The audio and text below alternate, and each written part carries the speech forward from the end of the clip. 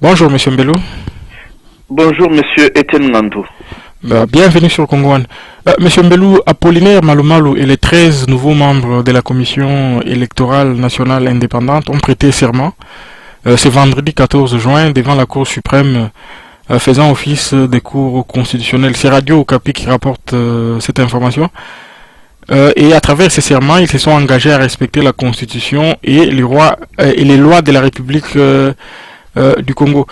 Monsieur Mbelou, plus de doute, le pouvoir, avec cette nomination d'Apollinaire Malumalu, on peut dire plus de doute, le pouvoir de Kinshasa entend aller jusqu'au bout dans sa logique dans cette affaire.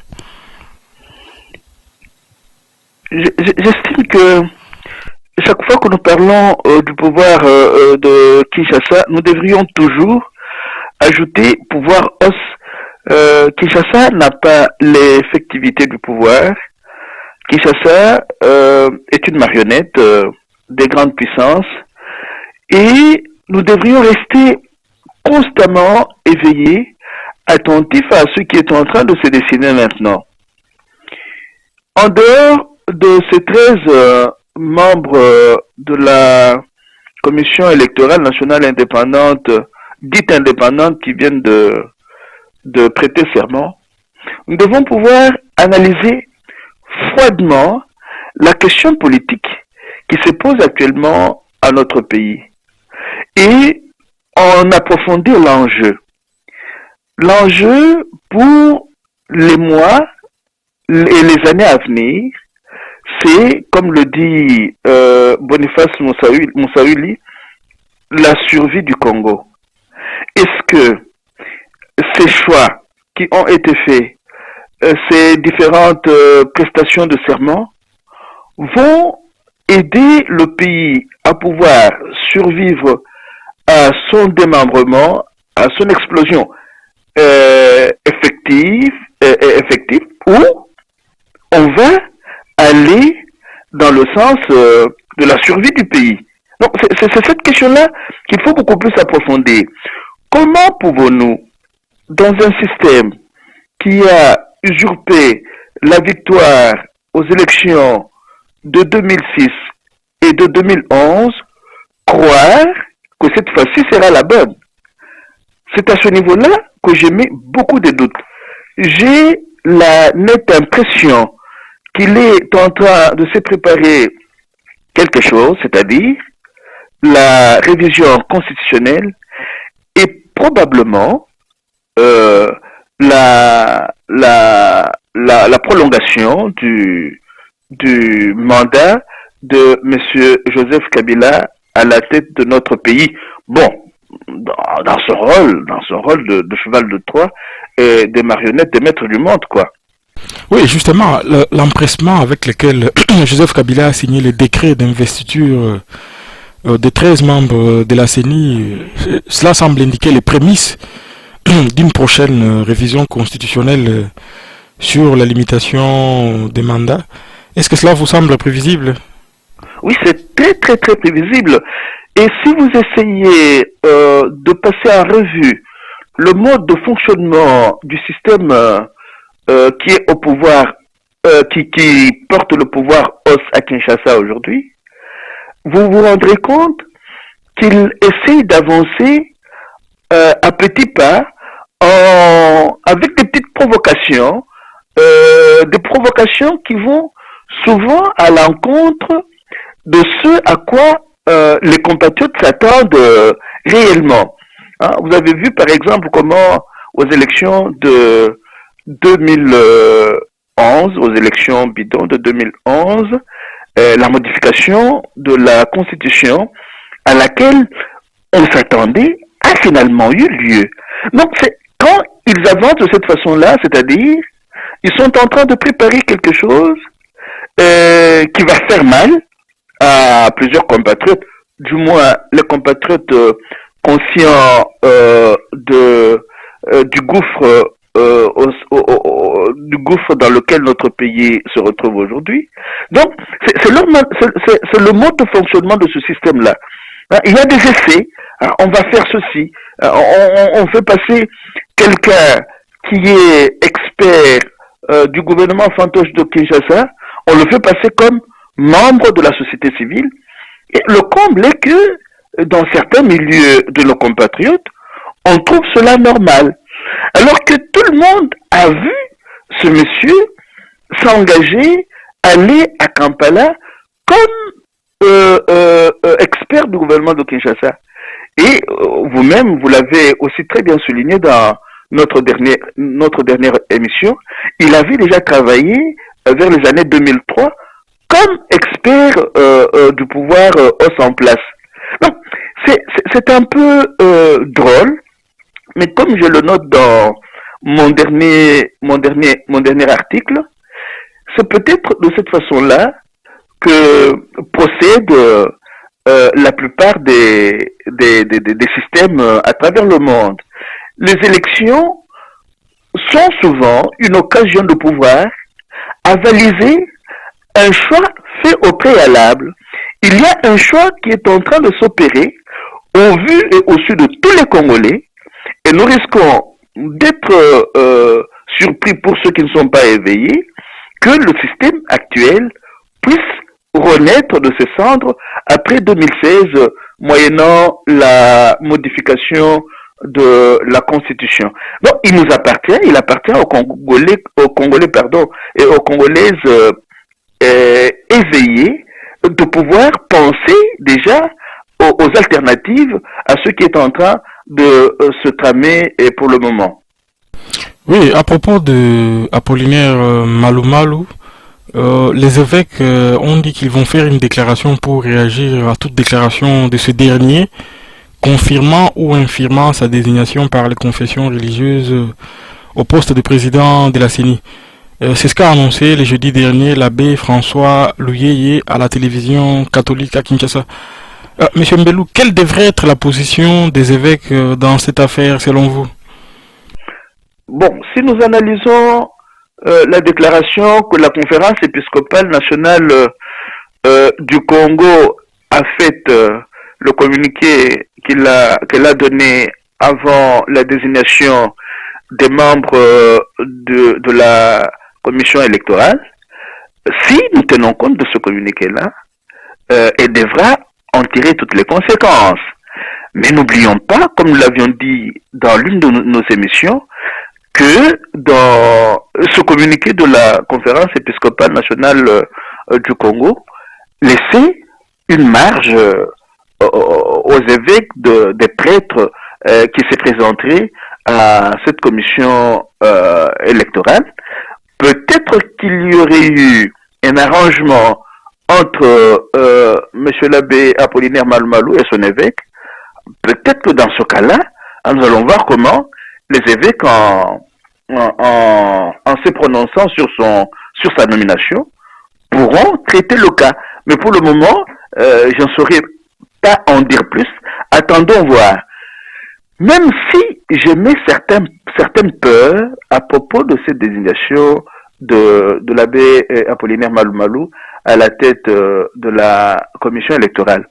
Certaines de mes peurs vont dans ce sens-ci.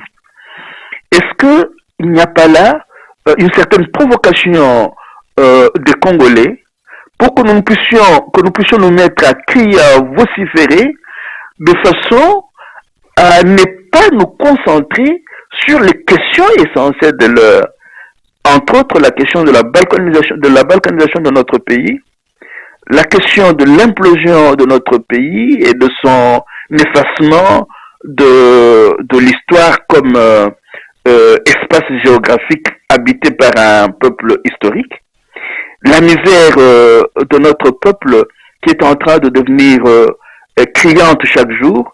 Il y a eu un professeur de l'université d'Anvers qui a essayé de faire une analyse pour montrer par exemple ce que nous cessons de dire, que l'économie congolaise est une économie fondamentalement extravertie, c'est une économie fondée sur les industries extractives, et ce que cette économie-là produit ne profite pas à nos populations.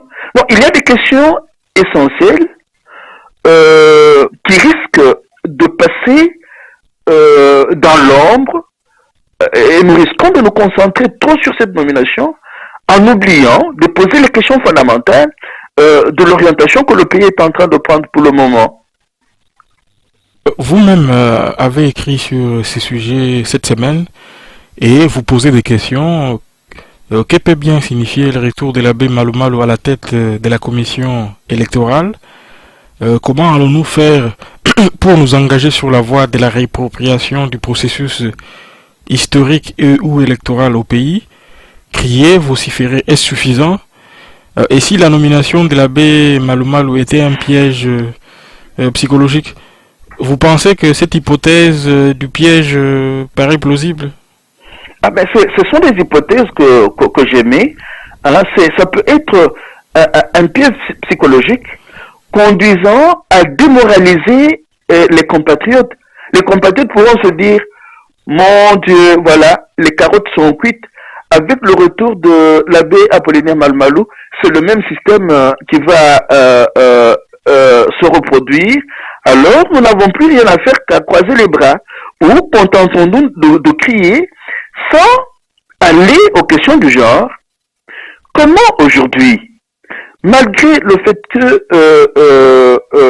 Apollinaire Malmalou est revenu à la tête de la commission électorale, comment pouvons-nous faire pour devenir, nous, les maîtres du processus historique de notre pays?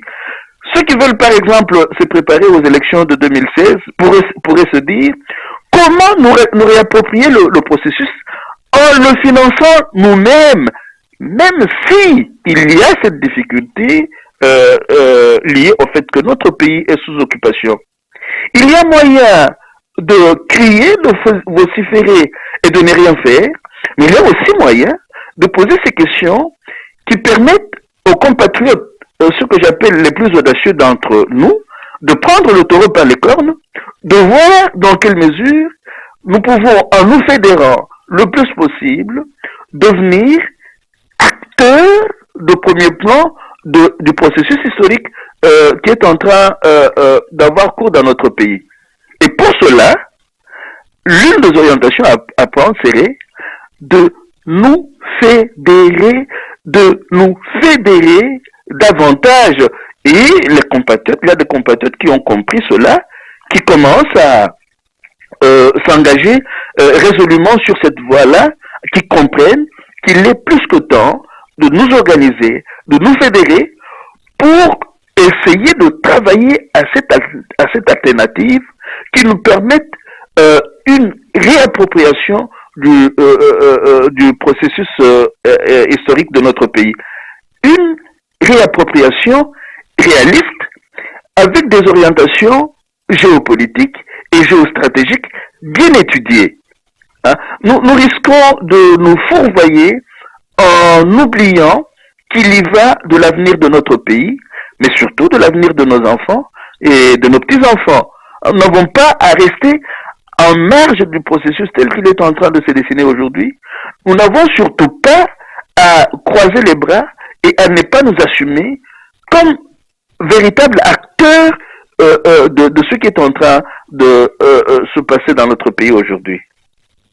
Très bien, mais en attendant la décision des évêques par rapport à ces retours des Malou Malou à la commission des élections, ne pensez-vous pas que cela sème un peu les troubles dans les esprits des fidèles catholiques, eux qui ont toujours cru à cette église qui enseigne cet évangile de la libération? L'église a été à l'avant-plan pour le 16 février, mais ils se rendent compte aussi qu'il y a une certaine église qui collabore entre guillemets avec le pouvoir.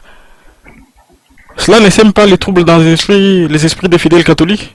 Mais c'est là la dimension religieuse du piège psychologique. On risque de réduire l'Église à certains de ses membres qui peuvent être des traîtres. Et là, vous posez une question fondamentale. Qui suivons-nous dans l'Église? Est-ce que nous sommes les serviteurs de l'Évangile ou les serviteurs des pasteurs de l'Église? Les pasteurs de l'Église restent des êtres aussi fragiles que nous tous.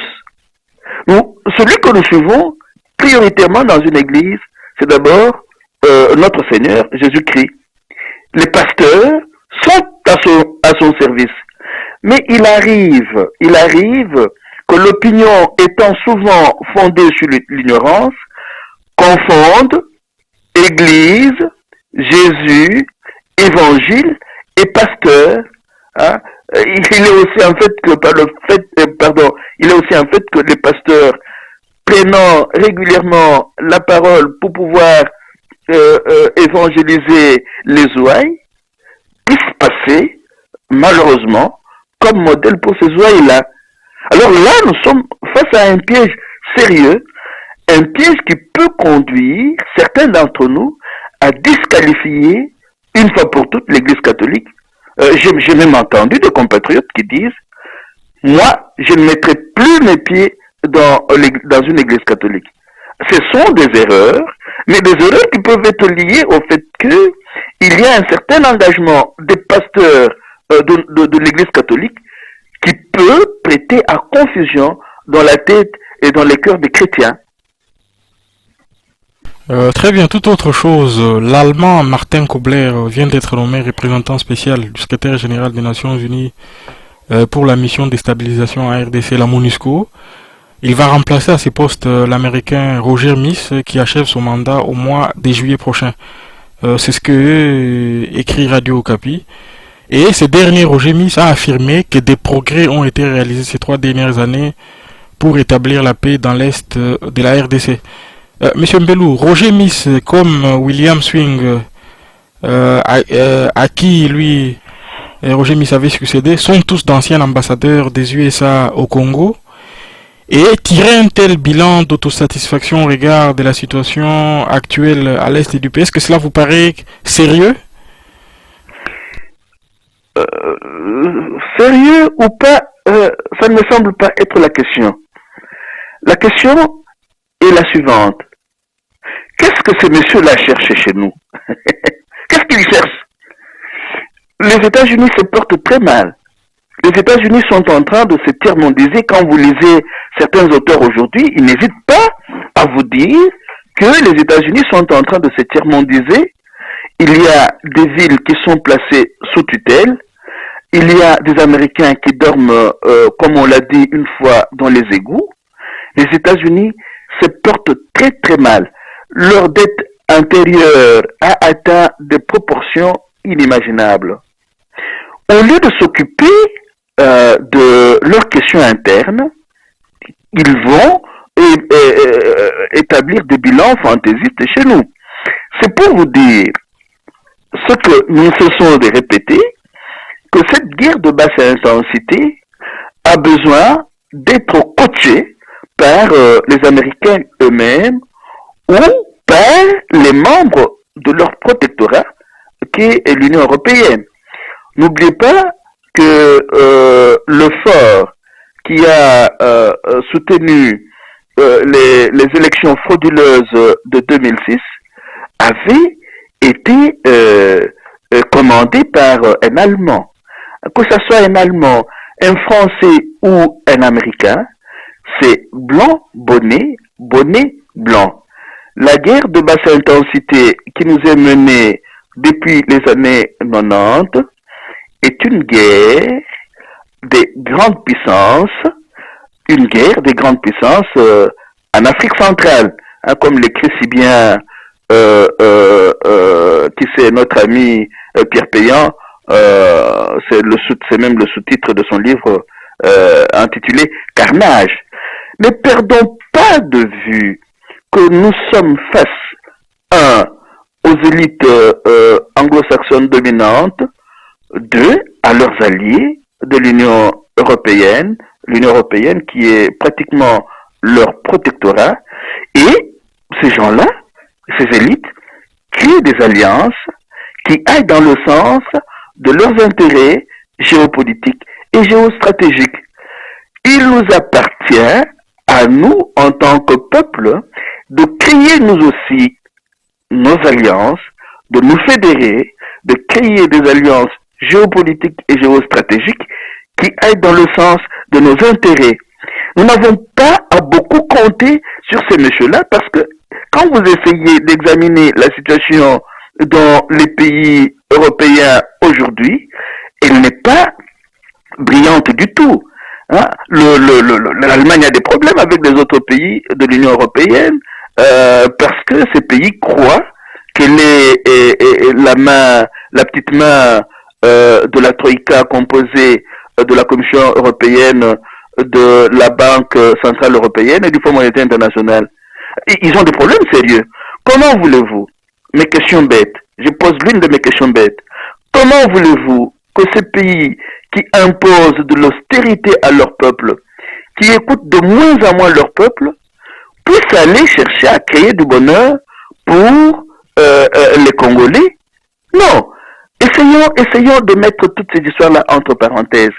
C'est d'abord nous qui devons être sur le devant de la scène en première ligne pour lutter et arracher notre deuxième indépendance avant de compter sur qui que ce soit.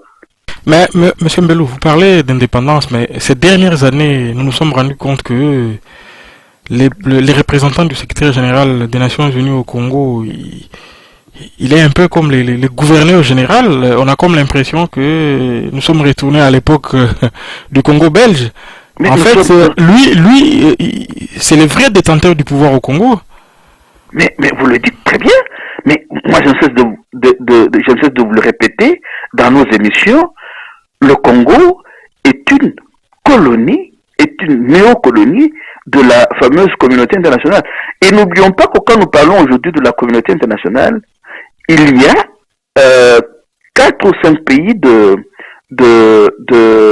Conseil de sécurité qui occupent le Congo par l'ONU interposé, mais aussi par le Rwanda, l'Ouganda et le Burundi interposé, avec tous ces infiltrés qui sont au sein des institutions congolaises. Hein? N'oublions pas, dès que nous perdons cela de vue, nous faisons des fausses analyses. Le Congo est aujourd'hui une néocolonie de la communauté dite internationale, c'est-à-dire des États-Unis, de la France, de la Belgique, et puis de l'Allemagne, de la Grande-Bretagne. Hein, tous ces pays-là coalisent. Et quand on dit les pays, c'est peut-être exagéré. Il y a une élite de ces pays-là, l'élite dominante, le 1%, qui essaie de convertir de plus en plus le Congo en une colonie, à une néocolonie du Conseil de sécurité des Nations Unies. Mais M. Mbelou, il se pose aussi une question sur l'utilité de cette mission des Nations Unies, la MONUSCO. Est-ce que avons-nous vraiment besoin de cette mission des Nations Unies qui coûte extrêmement cher? Et on les voit bien, dans l'est du pays, la situation ne s'améliore. Au contraire, la situation devient de plus en plus difficile. Avons-nous besoin de cette mission des Nations Unies au Congo réellement? Est-ce que c'est nous qui en avons besoin ou ceux qui ont mis notre pays sous tutelle? C'est la mission des Nations Unies qui fait la police dans la néocolonie de la communauté internationale. Hein, c'est elle qui assure la sécurité dans la prédation qui est en train de se perpétuer chez nous. Hein, elle est là, à ce service-là. L'ONU est instrumentalisée par les membres du Conseil de sécurité dont nous venons de parler. Donc, nous n'avons pas, quand nous nous posons la question de savoir qu'est-ce qu'elle fait là-bas, il y a toujours des morts. Oui, qu'il y ait des morts, ce n'est pas le problème de l'ONU. Hein, n'oublions pas ce que nous cessons de répéter. Le travail qui se fait, cette guerre de prédation, a comme fondement, comme matrice organisationnelle, le capitalisme du désastre. Et le capitalisme du désastre ne comptabilise jamais les coûts humains. Hein? Regardez ce que ce capitalisme du désastre fait à travers l'Irak, à travers la Libye, à travers la Syrie, à travers l'Afghanistan. C'est un capitalisme qui opère par chaos orchestré. Il essaye de déstructurer les sociétés, les vies, les cultures, pour pouvoir recréer son ordre qui est pour nous un désordre. Mais c'est comme ça que ce capitalisme du désastre opère. Il opère par chaos orchestré, par des structurations, des cultures, des vies. C'est ainsi que le piège psychologique y est permanent. Si nous ne sommes pas éveillés à cette dimension-là du fondement de la guerre de basse intensité, nous risquons de ne pas comprendre grand-chose à ce qui est en train de se passer réellement. Le capitalisme du désastre opère par chaos orchestré, il est déstructurant, il sème la mort, il ne comptabilise jamais les coûts humains que produit le chaos auquel il conduit. Cette semaine, au Parlement de Kinshasa, on a beaucoup parlé de l'affaire Kambinga. Je signale qu'il s'agit d'un député du MLC parti de Jean-Pierre Bemba qui se retrouve empêtré dans une affaire de monnayage d'émotions, d'interpellation du gouvernement de Kinshasa. Monsieur Mbelou, avez-vous suivi cette affaire et qu'est-ce que cela vous inspire-t-il? J'ai suivi cette affaire-là. Ça m'inspire ceci que nous n'avons presque plus d'hommes politiques chez nous. Nous avons des affairistes, nous l'avons déjà aussi souligné dans l'une de nos émissions. Ce sont des messieurs en quête des sous par tous les moyens et ils savent comment fonctionne. Ce n'est pas simplement le Parlement, l'Assemblée nationale de Kinshasa qui fonctionne de cette façon-là, même les assemblées provinciales fonctionnent de cette façon-là. Donc c'est pourquoi quand vous lisez mon dernier texte, je parle du poste politique. On ne fait plus de la politique. On va acheter les votes, on achète tout, on crée des motions pour avoir de la... Ça, ce n'est pas de la politique. Non, on fait autre chose. On est tombé dans l'affairisme sans foi ni loi. On est allé trop loin dans la cupidité. Voilà pourquoi de temps en temps, je recours à l'expression d'Isabelle Strengers qui parle du capitalisme qui mange les cœurs et les esprits. Nous avons là les effets du capitalisme du désastre. Les cœurs et les esprits de ces petites mains ont tellement été mangés que on est tombé dans le poste politique. Donc, on monnaie tout. On monnaie les voix, on monnaie l'émotion, on monnaie tout. Et ces gens-là, vous les trouvez habillés en costume cravate, en très bonne santé, pour la plupart, mais ils ne font plus de la politique. Ils font du monnayage. Peut-être que nous en parlerons, quand vous lisez la réaction du challenger de Koyagalo à chose pour les élections qui ont eu lieu à l'Équateur, il a craqué en disant non, ça ce ne sont plus des élections parce que tout ça c'est... Mais il le fait trop tard parce que il est dans le système, il sait que c'est de cette façon-là que le système fonctionne. Donc, si demain on a un charismatique fondé sur des masses populaires critiques qui peut faire que ce système-là puisse être remplacé par un système réellement politique, le Congo peut repartir sur de nouvelles bases. Mais c'est un chemin assez fastidieux, assez long, mais il faut s'y engager. Nous n'avons pas le choix. Oui, M. Mbelou, la presse de Kinshasa, dans cette affaire, parle d'une pétition nauséabonde signée contre Aubin Minakou quand les députés du MLCC savent éclabousser dans un scandale de coulage, c'est l'expression qui est employée, des contrôles parlementaires. Ils sont accusés de truander des ministres qu'ils font chanter en alignant interpellation et motion de défiance. Et il semble que, pour le cas précis, Kambinga aurait exigé du ministre des Mines $100 000, et c'est le président du Parlement, le PPRD Minakou, qui aurait menacé de tout dévoiler, et d'où la reculade de l'opposition sur cette motion de défiance. Monsieur Mbelou, vu d'ici, on a l'impression que la politique au Congo s'apparente plus au business qu'à un idéal. Il n'y a pas il n'y a rien. Il n'y a pas d'idéal. Il n'y a rien, il n'y a rien, il n'y a rien. Pendant les 3 mois que cette assemblée-là a siégé, Est-ce que vous l'avez entendu parler des questions liées à la guerre, liées à la balkanisation de notre pays, non, rien, il n'y a rien. Il n'y a rien, il n'y a plus de politique. On ne fait plus de la politique. On est tombé dans l'affairisme. Mais malheureusement, au royaume des aveugles, les borgnes sont rois.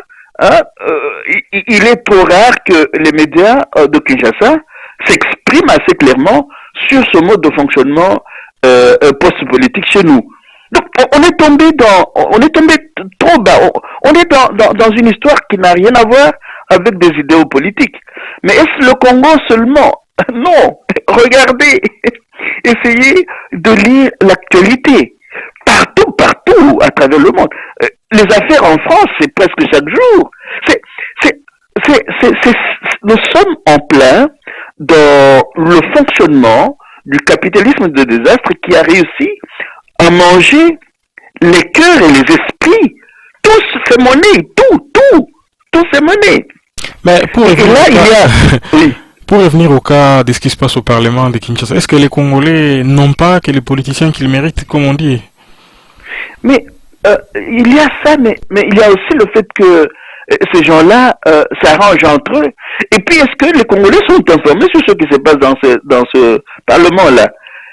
Les médias sont bâillonnés. Il n'y a pas de courant électrique au Congo. Hein? C'est peut-être dans l'une ou l'autre ville. Mais nos mamans, nos papas qui vivent dans les villages, ils n'ont pas de radio, ils n'ont pas de courant électrique, ils n'ont aucune information, ils n'ont pas suffisamment d'informations sur ce qui se passe à Kinshasa. On dit de temps en temps, oh, le peuple ont les politiciens qu'ils méritent. Mais à condition que ce peuple-là puisse, par exemple, être suffisamment informé par une pluralité de médias et que ce peuple-là ait un sens critique et ne l'utilise pas. Mais le sens critique de notre peuple, dans la plupart de nos provinces, n'est pas aiguisé par une information idoine, par une éducation civique convenable. Il n'y a rien. Le pays n'existe pas selon les véritables règles d'un pays normal. Non, il n'y a rien. Les gens essaient de se battre du matin au soir pour chercher à manger, pour chercher à boire. Ils ont très peu de temps pour penser à ceux qui sont en train de se tramer sur leur dos. C'est ainsi que ces messieurs-là se permettent n'importe quoi et tombent dans ce qu'ils sont en train de faire maintenant. Oui, toujours au MLC, le candidat malheureux au second tour de l'élection du gouverneur de l'Équateur, Jean-Lucien Boussa, impute en partie son échec aux députés provinciaux de son parti, les mouvements de libération du Congo, qui ont voté pour son adversaire. Et le vainqueur de cette élection, le PPRD Koyagalo, a déclaré après la proclamation des résultats ceci: nous allons ensemble relever les grands défis du développement de l'Équateur. Monsieur Mbelou, sur cette élection, je pose la question pour ce qui concerne Monsieur Jean-Lucien Boussa. Pourquoi participer à une élection dont les résultats étaient connus à l'avance et pour ensuite se lamenter? Mais c'est là le drame. C'est là le drame de ce qui est en train de se passer dans notre pays aujourd'hui. On croit en la magie des élections. Il n'y a pas de magie. Pas simplement dans notre pays. J'ai sur ma petite table ici un petit livre de Lucien Okamfora, La nature du pouvoir, et qui me convainc de plus en plus que les élections ne se jouent pas dans les urnes. Les élections se jouent bien longtemps avant les urnes. Et les Congolais qui vont à ces élections-là, qui se jouent bien longtemps avant les urnes, n'en maîtrisent pas les tenants et les aboutissants. Après, ils pleurent. Mais ils savent aussi, par ailleurs, qu'ils opèrent au sein d'un système qui utilise beaucoup d'argent pour corrompre. Et je vous ai parlé d'un livre qui tarde à être publié. J'ai essayé de rentrer en contact avec les compatriotes qui y travaillent. Ça traîne un peu. Mais vous aurez, dès que ce livre-là est publié, je vais tout faire pour vous l'envoyer. Vous lirez les mêmes remarques. Vous lirez les mêmes procédures dans ce livre-là. Vous verrez que dans d'autres provinces au Congo, Tout c'est monnaie. Quand il y a par exemple élection d'un gouverneur, ceux qui ont l'argent arrivent dans la ville la veille ou une semaine avant avec des sous pour corrompre. Et quand dans certaines de nos provinces, les députés provinciaux par exemple, vont aller échanger avec le gouverneur ou quoi, avant de repartir, ils exigent des sous. Je vous avoue que dans notre pays-là, ceux que nous considérons, ceux qui sont là aujourd'hui comme hommes politiques, vous bouffent les sous comme vous n'en avez aucune idée. Et le comble de la bêtise est que malgré tous ces sous-là, on nous dit qu'on leur envoie de l'aide. On va aider, on a affecté 100 millions à ceci, 100 millions à ça. Alors que cet argent-là circule chez nous chaque jour et va dans les poches des individus. Donc, notre compatriote s'est engagé dans un jeu qu'il connaît, dont il connaît les mécanismes, mais bon, après il s'est plaint, et pourtant il sait que c'est comme ça que les choses se passent. On donne beaucoup de sous, et même au Parlement, là, il le sait. Donc, dans ce cas précis, Boussa n'a pas su graisser la pâte dans les mêmes proportions que... Ah, il n'a pas pu. Et c'est ça qui se passe souvent. Parce que quand vous lirez ce livre-là, vous comprendrez que ces députés-là ont leurs exigences. Donc, si vous donnez par exemple 5 000, eux vont exiger 6 ou 10. Donc, si vous n'avez pas atteint cette somme-là, ils vont aller vers le plus offrant. Mais ce n'est pas pour le peuple qu'ils font ce travail-là, qu'ils perçoivent ces sous-là. Et partout, ne t'en fais pas, ne vous en faites pas, partout au pays, les choses se passent à peu près de la même façon. À peu près de la même... Vraiment, à quelques rares exceptions près. Mais le livre dont je parle, qui est écrit par un témoin de l'intérieur, vous donne même des noms. Vous avez des noms et des sommes. Donc dès qu'il est prêt, vous l'aurez. Très bien. L'UDPS également n'est pas épargné par cette situation, puisque le cas Sami Balivanga, qui est présenté par Kinke Mulumba comme le député le plus raisonnable de tous, certainement en raison de sa proximité avec le PPRD. Monsieur Mbelou, certains Congolais reprochent à Étienne Tshisekedi de faire de l'ombre à la nouvelle génération d'opposants politiques en raison de sa forte personnalité. À la question que je pose, pourquoi n'émerge-t-il pas aujourd'hui une nouvelle génération d'hommes de caractère qui évoquerait dans nos esprits Lumumba ou Tshisekedi par exemple? Mais il n'y a plus d'idéaux politiques. Comment voulez-vous que dans un système où tout se vend, où tout s'achète, il n'y a plus d'hommes politiques? Je dis bien à quelques exceptions près. Il y a l'un ou l'autre qui émerge. Mais prenez les vous avez un nom de jeunes politiques qui émergent. J'évite de citer des noms. Prenez les projets politiques de presque tous ces partis politiques-là. Vous ne verrez pas, pour la plupart, sur quelle idéologie et leurs projets de société sont fondés. Tous ou presque parlent de la social-démocratie. Mais ils vous en définissent pas la matrice organisationnelle.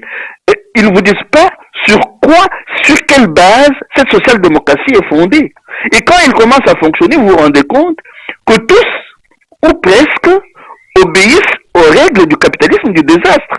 Parce que, pour la plupart, ils ne font pas de la politique, ils sont les marionnettes des maîtres du monde. C'est ça aussi le problème. Mais monsieur le Lumumba. Chez nous, nos masses à nous, elles ne s'intéressent pas au programme des partis politiques. On les voit par expérience comment nos masses fonctionnent. Elles sont plutôt, corrigez-moi si je me trompe, elles sont plutôt à la recherche de quelqu'un qui aurait une forte personnalité et qui passerait un message fort. Mais maintenant, on voit sur le terrain, il n'émerge pas d'hommes avec un caractère assez fort pour évoquer à nos esprits un Tshisekedi ou un Lumumba, parce que depuis que Tshisekedi a émergé au début des années 80, jusqu'à aujourd'hui, on ne voit aucune figure de la même ampleur que M. Tshisekedi.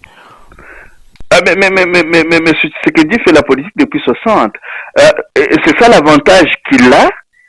Il a su capitaliser, avec ses limites bien sûr, il a su capitaliser son expérience politique.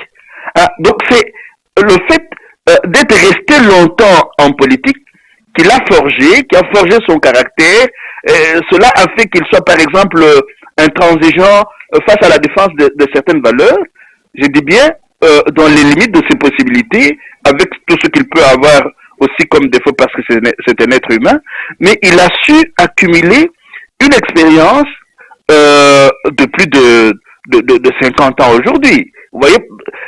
Or, vous n'avez pas aujourd'hui, chez nous, au Congo, plusieurs compatriotes qui sachent rester constants sur le terme. Non, il n'y en a pas beaucoup. Et on passe d'un parti politique à un autre. On passe d'une organisation à une autre. On change d'alliance. Il y a un manque sérieux de constance, de consistance et d'attachement aux idéaux, aux valeurs patriotiques qu'on veut défendre. Ça, c'est une chose. Une deuxième chose. Les grands esprits politiques du 21e siècle, par exemple, j'ai le malheur ou le bonheur d'avoir comme référence Hugo Chavez d'heureuse mémoire. Quand ces gens-là s'engagent dans la politique, vous voyez qu'ils ont une ligne qu'ils essaient de suivre. Ils identifient les ennemis de leur peuple. Ils essayent d'assumer les idéaux politiques convenables. Ils élaborent leur théorie politique à partir des questions sociales que posent les masses sociales. Ils assument les questions des masses sociales. C'est ainsi que quand un monsieur comme Hugo Chavez est décédé, il y a eu des Vénézuéliens qui se sont identifiés à lui en disant « Nous sommes tous des Chavez ». Et l'effort que Chavez avait déployé, c'est d'élaborer sa pensée politique à partir de ce qu'il appelle les catacombes du peuple, à partir des questions que se pose le peuple.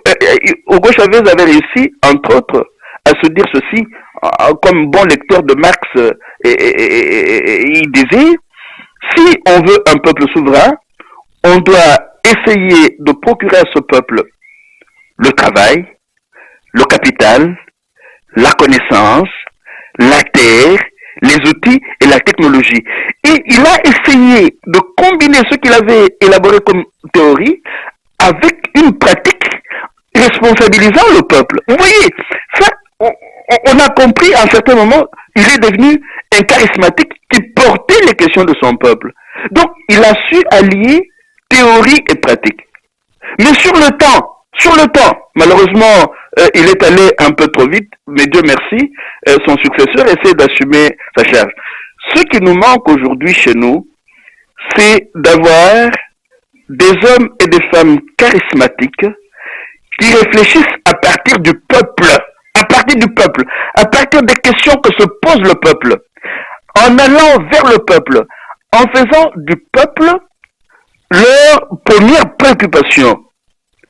Cela nous manque. Pourquoi? Nous partons d'un préjugé selon lequel ce sont les Occidentaux qui donnent le pouvoir. D'où presque tous nos politiciens opèrent à partir de Kinshasa. Avant les élections, il est rare que nous apprenions qu'ils sont en train de sillonner les provinces. Même quand ils ont leurs représentants dans les provinces, il est rare qu'on parle de nos provinces dans les médias, par exemple de Kinshasa, et qu'on fasse allusion au travail d'éducation civique abattu par nos partis politiques. Et pourtant, nous en avons au moins plus ou moins 400. Il y a quelque chose qui cloche, et fondamentalement, c'est parce que dans l'imaginaire de la plupart de ceux qu'on appelle hommes politiques et femmes politiques du Congo, le pouvoir se donne à partir de l'Occident et non à partir de nos masses populaires.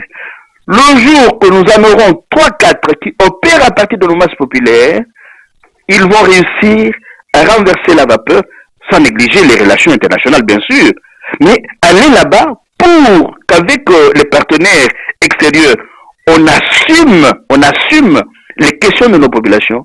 Si nous en avons demain, comme ça, 3-4, qui essaient de constituer un fort leader collectif, ils vont relever le défi. Et c'est dans ce sens-là qu'on peut comprendre, par exemple, tout le travail qu'un monsieur comme Frantz Fanon a abattu dans son livre Les données de la Terre. Très bien. Pour finir, il s'est tenu les 12 et les 13 juin à Kinshasa un séminaire à l'intention des députés nationaux et sénateurs congolais sur le thème la lutte contre l'impunité à travers la mise en œuvre du statut de Rome, mesures à prendre. Et l'orateur était Jean-Michel Dumont, chef de la délégation de l'Union européenne en RDC. Monsieur Mbelou, quel est l'intérêt pour les représentants du peuple congolais de suivre, d'assister à un tel événement et dont l'orateur est l'agent de cette justice internationale dont on sait qu'elle ne s'en prend qu'aux faibles? Vous savez, quand vous lisez le texte de Jean-Michel Dumont, il est très très bien fait. Il est très très bien fait. Il revient sur des questions essentielles, par exemple la question de l'impunité. Mais qui doit être puni? Et comment faut-il faire pour que les véritables commanditaires de la guerre de basse intensité chez nous soient punis? Il y a un problème fondamental que le texte, ou que ce séminaire-là, je n'ai pas lu tous les rapports de ce séminaire, des questions fondamentales qui ne sont pas posées. Les Congolais ne se sont pas fait la guerre d'abord entre eux. Non, la guerre a été commanditée de l'extérieur. Ou est-ce que ceux qui ont commandité la guerre vont être jugés? Nulle part. Et je vous rappelle ce titre que j'évoque souvent, le livre de Florence Hartmann, Paix et Châtiment, les guerres secrètes de la politique et de la justice internationale. Donc, si la politique et la justice internationale sont impliquées dans la guerre qui se mène chez nous, on ne peut pas chercher à appliquer le statut de Rome simplement chez nous et non pas dans les pays des commanditaires de la guerre. Là, ça devient une justice à double vitesse. Là, ça devient l'application du deux poids, deux mesures. Bon, et puis, à la CPI, aujourd'hui, la CPI qui a appliqué le statut de Rome, qui est à la CPI aujourd'hui? Il n'y a que les Africains. Est-ce normal? Ce n'est pas normal du tout. Et, prenons le jeune homme, le général Tutsi rwandais, fait général congolais qui est allé dernièrement là-bas. Tanganda, c'était un pion. Où sont ses maîtres? Ceux qui ont profité du travail qu'il a battu là-bas, de ces massacres, de tous ces crimes. Où sont-ils tapis? Non, il y a là quelque chose qui ne va pas. Mais, la question reste la même. Le capitalisme du désastre opère par-delà le droit international, ainsi que la plupart des pays qui participent au désastre causé par ce capitalisme sont des États voyous. Nous vivons à une période où le droit humanitaire international a été mis entre parenthèses par ceux qui agissent par le chaos orchestré. Et vous prenez par exemple le livre de Noam Chomsky, les États manqués, vous lisez noir sur blanc que l'un des pays impliqués dans cette guerre est classifié par Noam Chomsky parmi les États manqués, avec ce qu'il en donne comme définition. Donc, le capitalisme du désastre opère par-delà le droit humanitaire international. Et à un certain moment, il instrumentalise le droit international à son profit. Alors, n'allez pas prendre les petits poissons, les minables généraux ou caporaux ou colonels qui opèrent au nom de ce capitalisme du désastre. N'allez pas demander que seul applique le statut de Rome pour que les commanditaires restent en dehors de de la justice internationale. Cela étant dit, si déjà au niveau du pays, on pouvait appliquer le minimum de justice, ne fût-ce que pour que les victimes de cette impunité puissent être honorées de l'une ou l'autre façon, ça serait une bonne chose. Mais vous n'allez pas demander aux criminels qui ont créé leur système de prédation qui sont au pays d'organiser la justice qui les condamnerait demain. Non. Et je reviens à une même chose au point de devenir redondant. On ne peut pas, avec le système qui est au Congo aujourd'hui, organiser une justice qui conduirait à punir les criminels opérant au sein de ce système. Je prends un exemple bête. Il y a Gabriel Amissi, qui a été suspendu parce que il vendait les armes à ceux qui étaient supposés se battre contre l'armée congolaise. Mais quand vous prenez aujourd'hui le rapport de Global Witness, vous vous rendez compte que même suspendu, il est impliqué dans la vente des matières premières à l'est de notre pays. Donc vous voyez, donc c'est un système où les criminels se protègent mutuellement. Alors on n'allait pas demander à ces criminels-là d'organiser une justice qui les mettrait hors d'état d'agir. Donc ça serait, comme je ne cesse de le dire, couper la branche sur laquelle eux-mêmes sont assis. Très bien, merci beaucoup M. Mbelou et à la semaine prochaine. Merci bien M. Nandou et à la semaine prochaine.